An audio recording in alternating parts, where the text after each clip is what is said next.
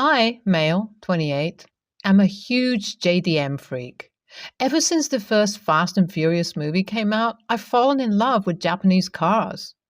I obsess over them at car shows, and basically, another thing was that my dream cars were all under 25 years old. And anyone who's into JDM knows about the infamous 25-year rule. Cars that are less than 25 years old can't be permanently imported to the US. My dream car, a 1997 Nissan Skyline R33, was going to become 25 years old in January 2022, and I decided that I would save up like a madman for that day. I work hard and make a reasonable amount of money in software engineering, but I will say that my passion for cars is an expensive one. I also have a Nissan 350Z, which I've spent a lot of money on, aftermarket parts galore. And because of that, I'm protective of my cars. My girlfriend, Jess, female 29, has recently started getting into the car scene. So we go on track days together sometimes, and she can drive my 350Z when I'm riding shotgun, but nobody is allowed to drive my Skyline. I bought it in February 2022 by using my contacts in Japan, and since it's been in my garage, nobody has been allowed to drive it. I admit I am quite possessive over the R33. The issue comes from my stepbrother Isaac, male, 19. My mom, female, 55, remarried when I was 18, and her husband has a kid from a previous relationship. I had already gone out to college by then, and I didn't form much of a relationship with either my stepbrother or my stepdad. As long as my mom was happy, I respected my stepdad and treated Isaac like a friend. Now, the problem is that Isaac has been admitted into college in LA where I live. He hasn't been able to figure out a place to stay yet, so Jess and I decided to let him crash at our place while he sorted it out. It seemed like a good idea at first, but he stayed at our place for an entire month rent-free, and it didn't look like he was moving out anytime soon. During that month, I got to realize that Isaac was a really spoiled, lazy person. I didn't have any first-hand experience with it since I lived away from home, but this kid was entitled AF. He didn't do any chores, ate food without replacing any of it, and used my PC and consoles without asking. Even Jess's patience was running thin, but I didn't want to kick the family out onto the streets. I did reach a compromise with my girlfriend where I promised to take on the slack that Isaac was supposed to do, basically meaning I was doing chores for two people. I dread to think what he was like back home. Maybe my mom and his dad put up with it, but no way that this could go on. Before I was able to confront him about it, though, something much worse happened. One day, Isaac casually asked me to give him a garage tour, and I showed him my Skyline and 350Z. He was stoked to see such cool cars and wanted me to let him take one out for a drive. I'm sure the kid's not a bad driver, but these cars make a lot of power, and horsepower mixed with youth is not always the best equation. I said, we'll see about that, buddy. How about for now you focus on your college and figuring out where to live? Since you'll be in LA for a while, I can always take you for a track day later, right? I didn't mind paying to take my stepbrother out for one of these events, but he needed to change his behavior a little before we got that close. Now, when I said he couldn't take the cars out, Isaac tried to keep making excuses and saying he'll be good on the street. But when I didn't change my opinion, he threw a full-on tantrum. I was shocked to see a 19-year-old adult act like a 9-year-old. It ended with him storming up to his room and slamming the door, and me explaining in clear terms that I expected him to behave if he wanted to keep living under my roof rent-free. He didn't come down for dinner either. At around 1 a.m., Jess and I heard the garage door open and the Skyline's engine start. I ran down and saw Isaac peeling away in my car. He got out of the neighborhood, but then I heard a crunch noise down the street. Jess and I drove down to see smoke pouring out of the car. Isaac wrapped it around a lamppost. This frickin' guy had just totaled my dream car. I guess the speed of acceleration got to him and he lost control. At that moment, I called the ambulance and made sure he was okay, but once the adrenaline wore down and I assessed the damage, I was heartbroken. Jess comforted me and both of us were pissed at Isaac. My insurance wasn't going to cover anything since he drove it without my permission. With mods and the condition my car was in, it was worth around $80,000 and I wasn't going to get a single cent of it back. My mom and stepdad also came down to LA to see Isaac since he had broken his arm. But when I brought up the value of the car, they acted like I was a monster for not caring about my brother's life. The thing is, whenever I speak to Isaac about paying me back for the car, or at least working out a way to pay me back, he acts like he doesn't have any remorse and says that it's not his problem. I told him that if that was the case, I would have to press charges against him since he did steal my car. Of course, he told his dad about it, and now my stepdad is saying that if I press charges against him, I would be cut out of the family inheritance. My mom does think I should be paid back, but she thinks it isn't fair to have the conversation right now since Isaac is still recovering and he's just a kid. I was pretty certain I'd be doing the right thing by pressing charges, but seeing my parents act like I'm doing something so cruel is having me second-guessing myself. WIBTA for pressing charges against Isaac? Update 1. I decided to consult my bio dad on the matter. He's someone I look up to, even though my parents split quite a while back. He's always been active in my life and isn't biased when it comes to problems like these. He also thinks that it might not make sense to press charges against Isaac, but for a different reason. A 19-year-old is getting ready for college and has no savings and is immature. Even if I do get him arrested for theft, my car is still totaled, and I would have burned any bridges I had with my stepdad. However, he does think it's completely fair for me to ask my stepdad to pay for his son's foolish behavior. I mean, it makes him put his money where his mouth is. If Isaac shouldn't pay, someone should, right? At the end of the day, even with the money I would get, I would still have lost my first JDM import. It's going to affect me, and my parents need to understand that. So I spoke to my mom and stepdad with that in mind, and even though my stepdad tried to beat around the bush about the car, he did have to concede that it should be paid back in some way. I agreed to it, and it was a verbal agreement between us. Hopefully, I get reimbursed for my Skyline. Isaac also got discharged from the hospital, but for obvious reasons, he isn't welcome back at my home. He's staying at a hotel with Mom and his dad, and hopefully will get off his ass and find a place to stay soon enough. Update 2. You won't believe the dirty trick my stepdad tried to pull on me. He said that he was willing to give me money out of my inheritance early, and that should apparently suffice. So basically, my mom and stepdad bought a lot of stock options together, which they did to give to me and Isaac when both of them passed. Taking the money from my stepdad now, anyways, means I'm cheated out of inheritance because my stepdad is thinking of cashing out half of the portfolio to pay for the car. I tried to explain why this made no sense, but he claims that it was the only way for him to pay for the car. I call BS on that, though, since he's super wealthy and plays the stock market like a pro. Even if he can't give me $80,000 up front, it's not impossible for him to arrange through installments. When I floated this idea to him, he refused it outright, and I knew that he was just playing me and never intended to give me my money in the right way. I said, listen, if you value your money over your relationship with me, then that's fine.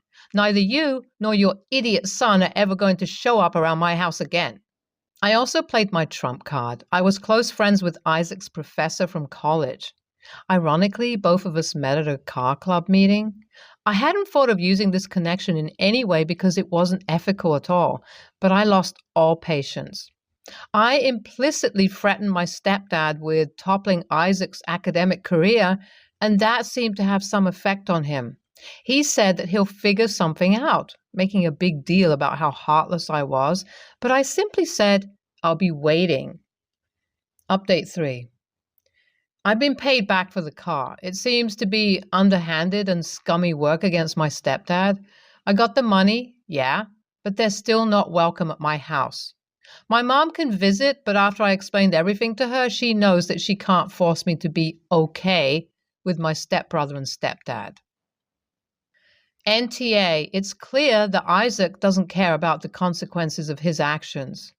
His dad is doing everything to protect him and shift the blame.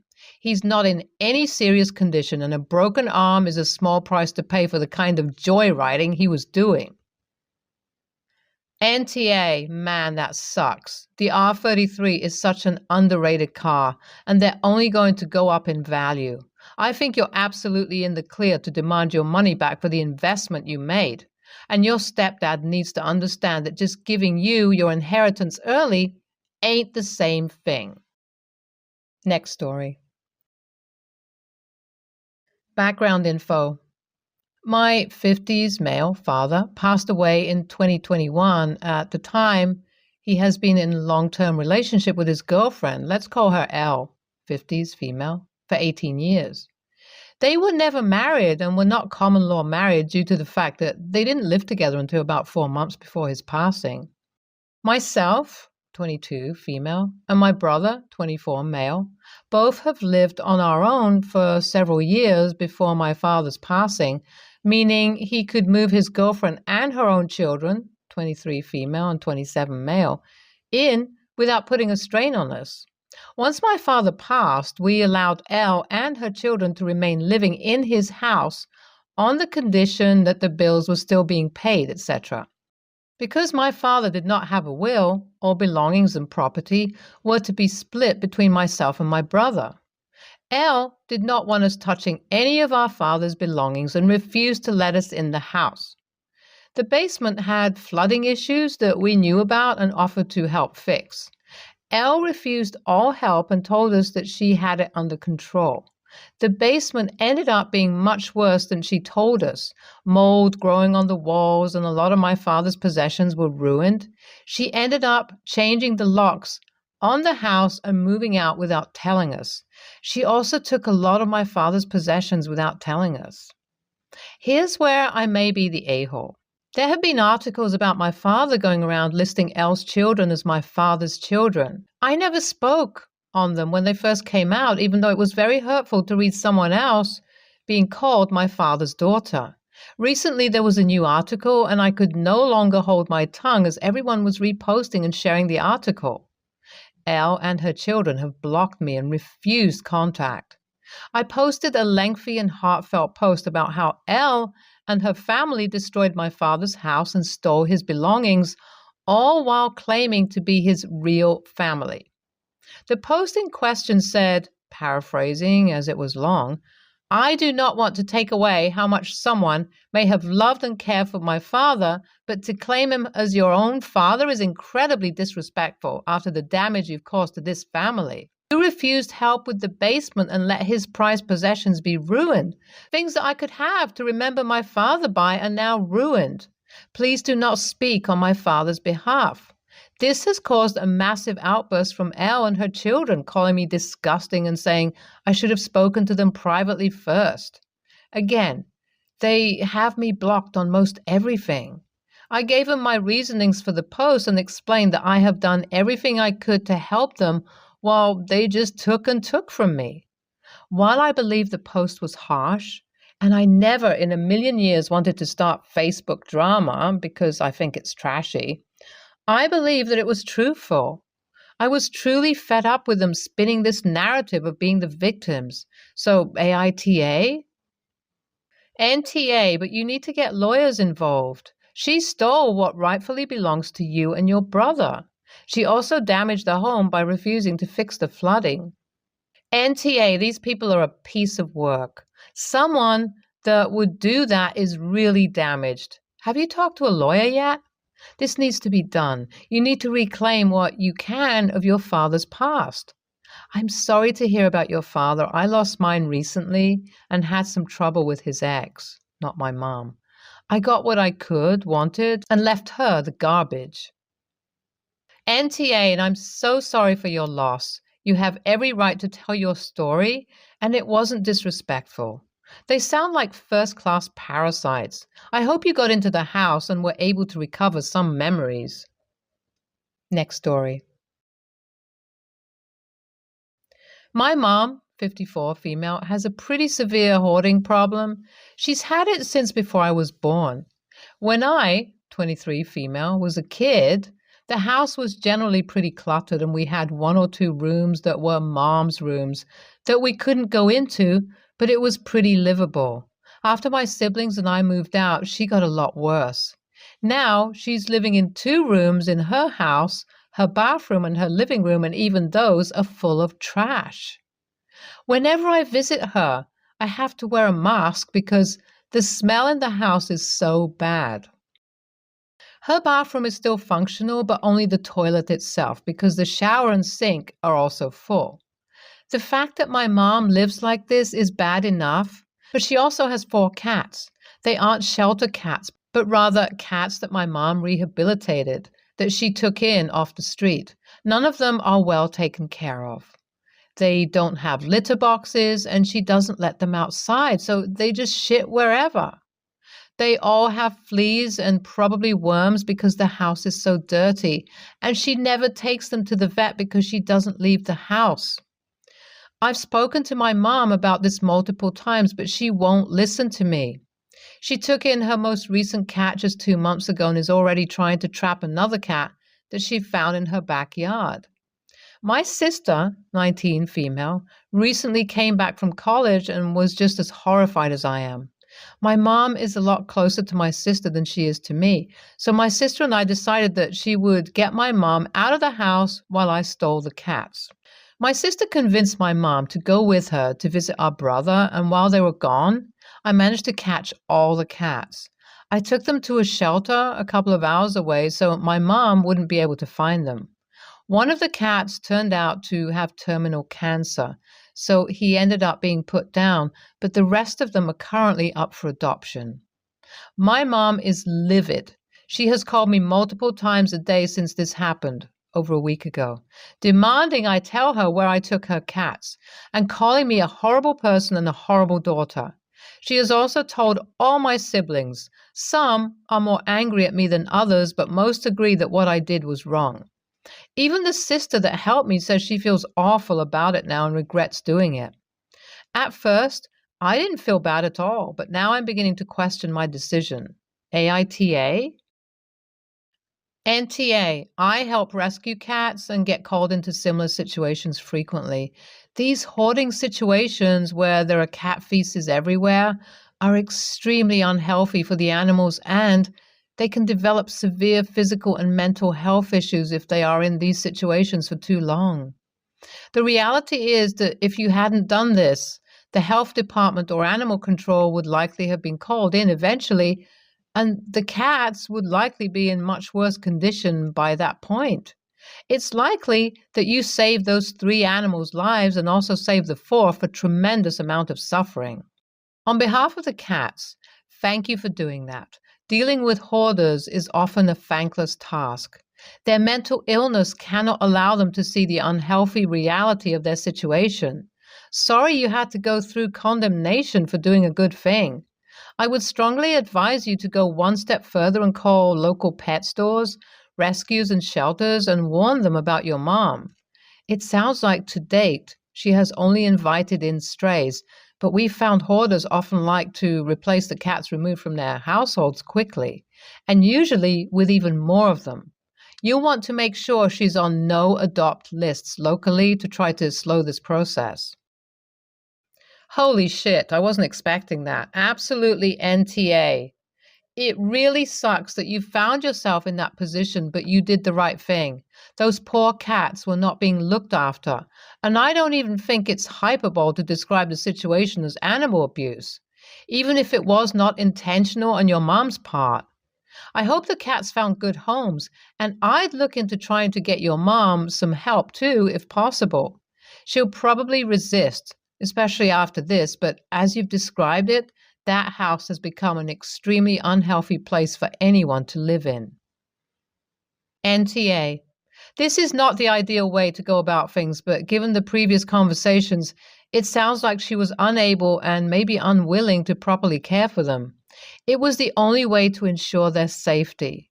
Your mom has every right to be upset about it. She's in the wrong, but you did invade her space and get rid of her pets.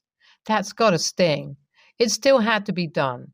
Overall, this will be healthier for your mom too. It's not healthy to be around feces, etc.